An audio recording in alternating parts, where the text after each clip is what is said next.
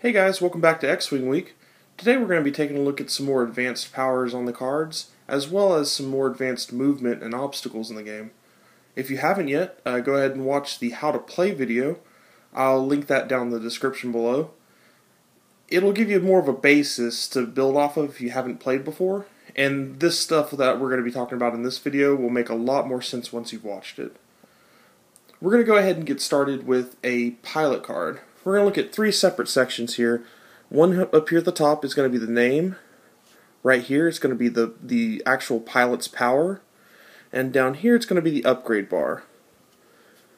So we're going to start up here at the top.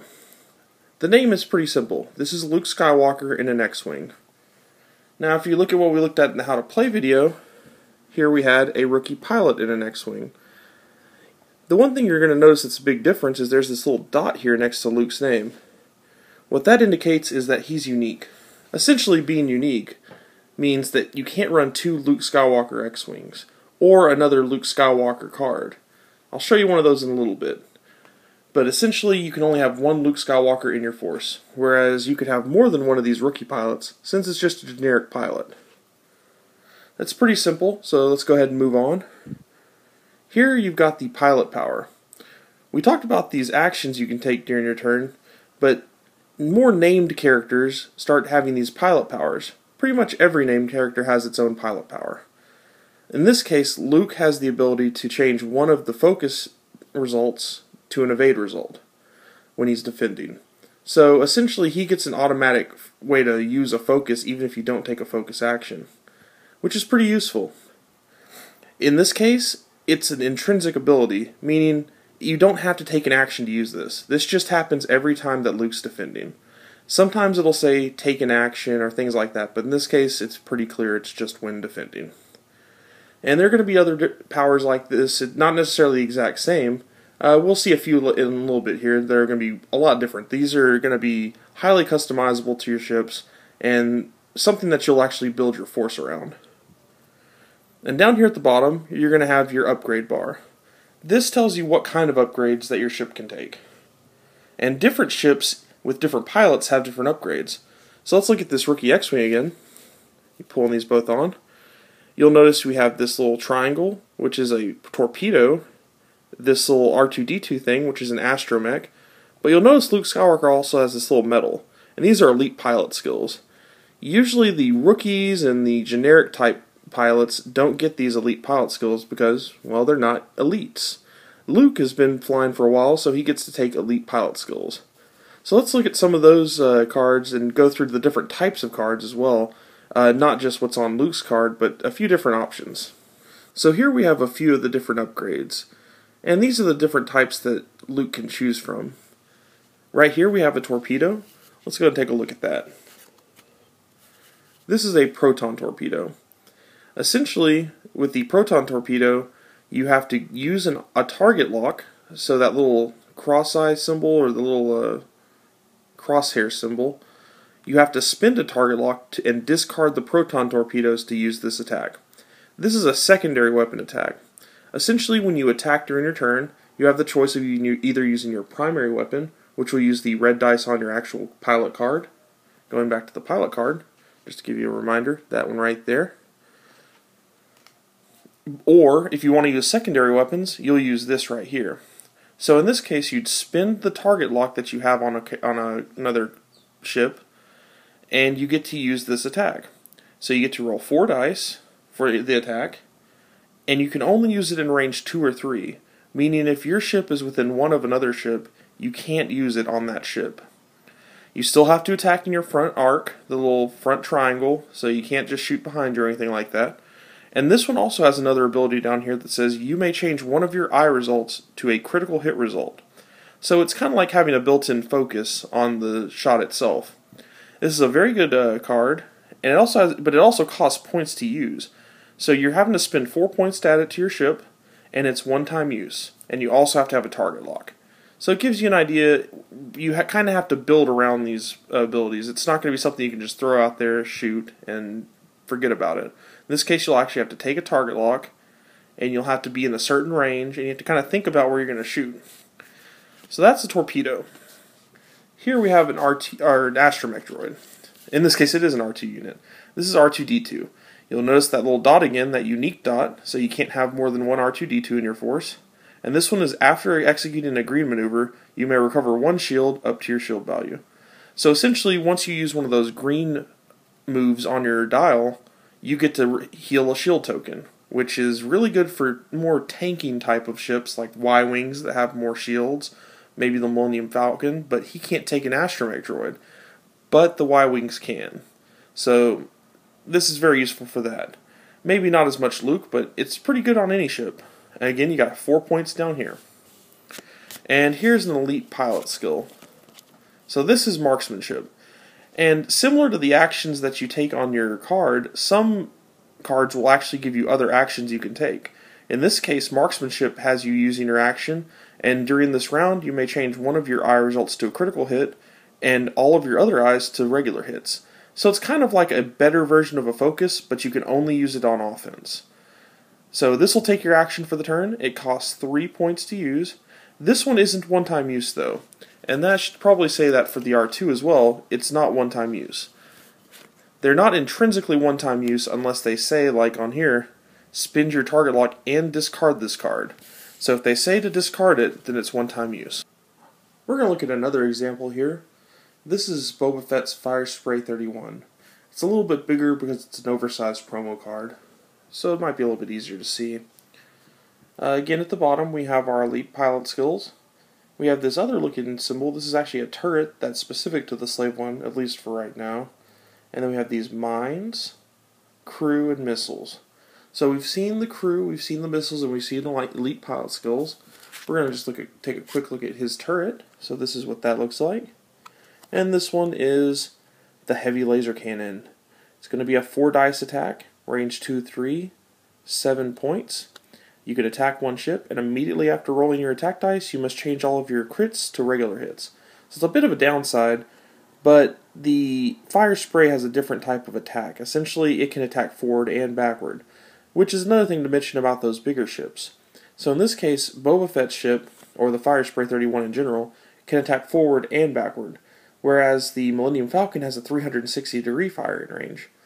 Those will come up on the cards themselves, but they only apply to the bigger ships for the most part. There is one key example that I'll bring up here in just a sec, though.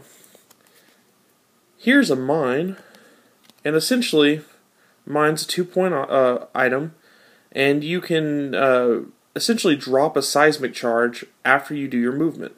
So it's not an attack, it's something you drop behind you, and it pretty much blows up and does damage to everything within one of it.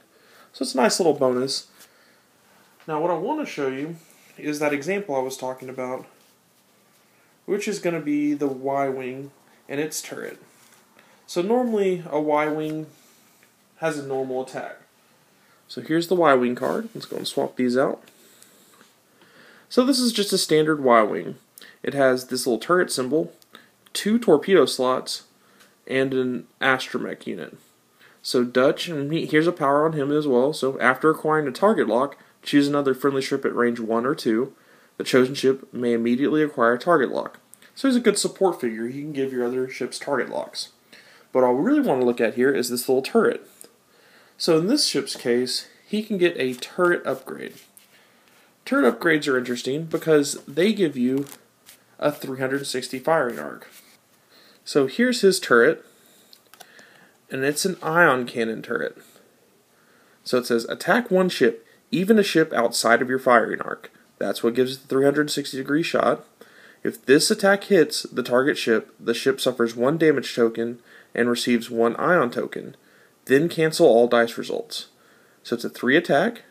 You can only use it in range 1 or 2, and it costs 5 points. Now the one thing here is it can only do 1 damage. However, you can get an ion token. And let's look at an ion. So this is what an ion token looks like. That'll go near the ship. And ionized means essentially you kind of have an idea of where the opponent's ship is going to move. This is what the ion token does. Essentially, during the planning phase, you don't assign a maneuver dial to this ship. So if they have this token on them, they don't get to choose their own movement. Instead, they just do a white maneuver 1. So if you remember from that first video, a white 1 is just a really short maneuver, and it goes straight. Let me get that tile for you. This is what the white 1 looks like. So let's say that a TIE Advanced gets ionized. So he's got that ion token. His next turn, all he can do is move this 1. So what this does essentially is if he's hit, you get to kind of know where he's going to go. He can't do any crazy maneuvers. And one thing to note is that it says assigned a white 1 movement. So if they have a stress token on them as well, they can't remove that stress token. So this is very useful for crowd control. One benefit to being a larger ship, though, is that it takes 2 of those ion tokens to affect you.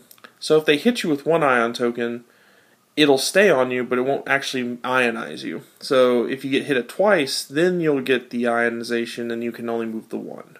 So bigger ships have a little more resilience. And it only lasts for 1 turn, but if you keep getting hit, they can fly you right off the board. So ionization is pretty strong. Another action is a boost. We're going to look at the A-wing here, and down here at the bottom you'll see this little icon that has a 3-way arrow.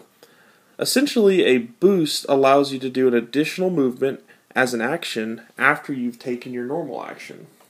So let's say we have Tycho here. And let's say he moves a 1 straight up. That's his movement. So for his action, he could then, let's look at him this way to make it a little clearer, he can then do a boost. And essentially a boost is just this. You can either choose a straight 1, a light curve to the left 1, or a light curve to the right 1 maneuver. You set it on the front guides, and you move the ship. Pretty simple, right? So let's say we want to do a curve. We go here, and just do the light curve 1. There it is. Let's go ahead and look at ship titles. So far in the game we only have 2. We've got the Millennium Falcon and the Slave 1 for the 2 bigger ships that have been made. So again, we have that unique dot next to the name, so only 1 of each. And you'll see right here below the title, it'll say YT1300 only, title, and Firespray 31 only, title. So the point costs for these are rather cheap. In the case of the Slave 1, it's 0 points, and your upgrade bar gains the torpedo upgrade icon. So it's 0 points because you still have to buy the torpedoes to make it worth it. But it does give you an additional option, kind of expands the inventory. Millennium Falcon costs 1 and gives you the evade icon. Again, this is pretty decent, but it's not necessary since the Millennium Falcon or the YT1300 only has 1 evade. But it's always a good option because it's only 1 point. So if you have the points, it's always worth using it. So these are only usable on the ships that are named, and assumed later in the expansions they'll be adding more, but for now this is all we have. These are some of the most interesting new additions to the game, and those are ship modifications. This little double wrench icon indicates that. Now you won't see these symbols, as well as the ship title symbol, the little hologram, on the ship cards themselves, as the ship titles can only be added to the ships named on the card, and in the case of these, they can be added to any ship. So let's take a look at them. We have the shield upgrade. It'll say modification, which lets it be used on any of them, and it increases your shield value by 1. So essentially for 4 points, you get an additional HP to use. You get an additional shield token to take damage. So it's really useful. We have stealth device. Modification again, 3 points, and it increases the agility value by 1 of your ship. But if you're hit by an attack, you have to discard the stealth device. This is really useful for things like TIE interceptors, TIE fighters, TIE advanced, ships that have high evade but not a lot of shield, or no shield in the case of TIE interceptors and TIE fighters. And last but not least, we have the engine upgrade. And this is 4 points, and you get that boost icon that we showed you with the A-wing earlier. So all these are really useful, and the fact that they can go on any ship can mean that you can customize to your heart's content. You can give the Millennium Falcon boosts, You can give it stealths, you can give X-Wing shield upgrades. The sky's the limit with these things, and I really can't wait to see some more of them. So now that we have all the basics of customizing your force, let's go ahead and build a force. So let's look at the ships themselves. So we're going to use Garvin Dryce, who is an X-Wing, and after spending a focus token, you may place that token on any other ship at range 1 or 2, instead of discarding it. We've got Wedge Antilles. It's when attacking, reduce the defender's agility value by 1 to a minimum of 0. So essentially, they roll less green dice. And we're using a Y-Wing with Dutch Vander, who after acquiring a target lock, choose another friendly ship at range 1 or 2. The chosen ship may immediately acquire a target lock. You may be noticing a little bit of a theme here. Essentially, you have a 9 Wedge Antilles, so he's just extremely strong. He's probably the strongest X-Wing in the game. He's going to be your main hitter. However, Garvin Dryce and Dutch Vander can work really well together. And Dutch can work with Wedge as well. Essentially, you can take a target lock with Dutch Vander, and you can give a target lock to anyone else. So if you get a target lock with him, you can give it to Wedge, or you can give it to Garvin. And when Garvin spends his focus, he can give that focus to someone else. In this case, he'd probably be giving it to Dutch, since they both have the same pilot skill. And you can choose to attack with Garvin first, use his focus, give the focus away, and then have Dutch use that focus. So it's a nice little combo. But how do we best utilize that combo? Well, the first thing that comes to mind, especially when we're dealing with target locks, is proton torpedoes. Now, if you remember proton torpedoes, we have the 4 damage attack for 4 dice attack, the range 2 or 3, and 4 points. And you'll notice on these cards, they each can take torpedoes. So let's go ahead and start by putting torpedoes on all 3 of them. You can do this since torpedoes are not unique. So that's 12 points right there. So let's go with the ion cannon on the Y-Wing. Pretty much his signature weapon at 5 points. He'll be able to take the target lock, and if he misses, he can re-roll with the target lock, and he can also use Garvin Dryce's given focus to re-roll some dice as well, or turn them into hits essentially. So that's 5 points. And for the last one, let's go with an R2-D2. Again, unique, but we're only using 1, so that's fine. And let's put it on the Y-Wing. Now we're putting it on the Y-Wing because it has the most shields and the most HP, so it's going to do it the most good. So essentially what we have here, we have a really strong Wedge Antilles attacker. We have Garvin Dryce as more of a support character, but he can still attack. And we have Dutch Vander in the Y-Wing, who's going to kind of tank everything, but he's also good at attacking. He's somewhere in the middle. He can attack and he can stay alive. And he'll do a lot of support help with that ion cannon.